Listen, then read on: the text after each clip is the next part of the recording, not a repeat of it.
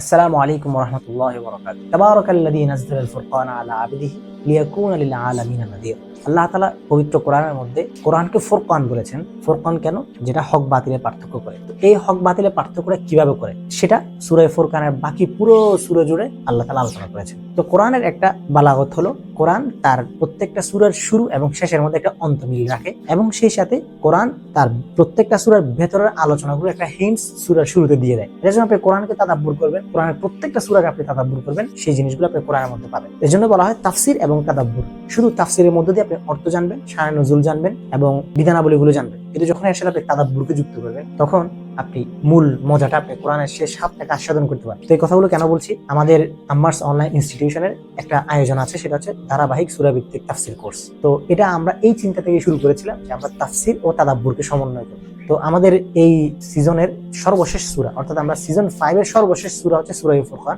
আমরা 9 জানুয়ারি থেকে সপ্তাহে 2 দিন ক্লাস হয়, স্বল্প মূল্যে ফি, শুধুমাত্র যেন মানুষের মধ্যে আগ্রহ থাকে। তো আপনারা সূরা ফুরকানের যে তাফসির সেখানে আপনারা ভর্তি হয়ে যান। সূরা ফুরকানের অনেক মজা আছে, আসলে সেই মজাগুলো এক ছোট ভিডিওতে বলা সম্ভব না। এই জন্য আপনি যখন ক্লাসগুলো করবেন কোরআনের প্রতি আপনার ভালোবাসাটা জাগবে। আল্লাহ তাআলা আমাদেরকে কোরআনের সাথে লেগে থাকার তৌফিক দান করুন।